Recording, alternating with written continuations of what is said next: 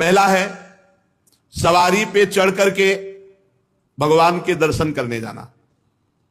अगर आप जा भी रहे हैं तो कम से कम 100 कदम पैदल चलें, इतनी दूर वाहन खड़ा कर दो और नंगे पैर वहां से जा। खड़ाऊं या पादुका पहनकर भगवान के मंदिर में दर्शन के लिए जाना यह अपराध है। हमें तो यही प्रार्थना करनी है कि सीढ़ियों के नीचे तो उतार दो जूता चप्पल। कुछ लोग तो ऐसे हैं कि टोके ना तो जूता चप्पल पहन के ही दर्शन कर ले, इतने सुकुमार तत्व हैं। कई ऐसे भगवान के मंदिर में सवारी में चढ़ करके जाना या खड़ाऊं पादुका पहन करके जाना यह निषेध है, यह अपराध है।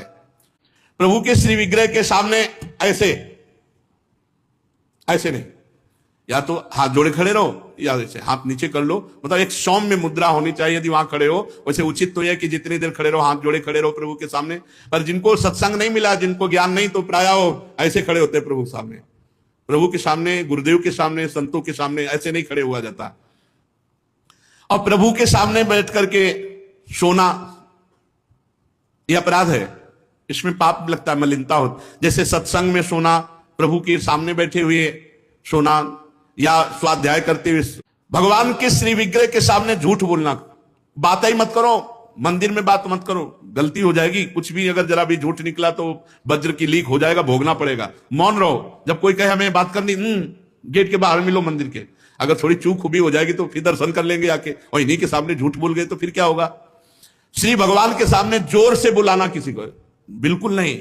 अगर वहां है तो बहुत सावधानी से बात की जाती, धीरे से बात की जाती है, वो भी प्रभु संबंधी बात की जाती है। भगवान के श्री विग्रह के सामने आपस में कुशल मंगल पूछ रहा, और कैसे हो, प्रभु सामने वहां पूछ रहे और कैसे हो, अपराध बन रहा है।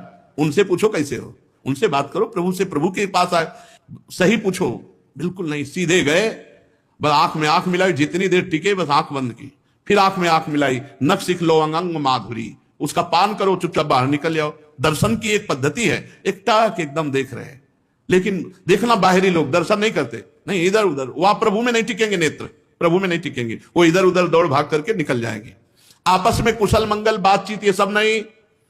और प्रभु के श्री विग्रह के सामने किसी को डांटना, किसी को दंड देना, ये सब अपराध के अंतर्गत आता है।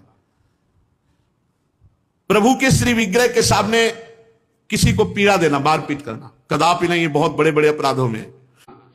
और प्रभु के श्री विग्रह के सामने कंबल ओढ़ कर जाना, प्रभु के श्री विग्रह के सामने किसी की निंदा करना, प्रभु के श्री विग्रह के सामने किसी की स्तुति प्रणाम बिल्कुल नहीं करना, प्रभु के श्री विग्रह के सामने अश्लील भाषण बोलना, और प्रभु को भोग लगाए बिना कुछ भी खाना पीना, ये ठीक नहीं, अपराध के अंतर्गत आता है। वैष्णव होकर, दीक्षा लेकर, सत्संग सुनकर, ये बात जान करके यदि आप बिना भोग लगाए प्रभु को पाते हैं तो अपराध है।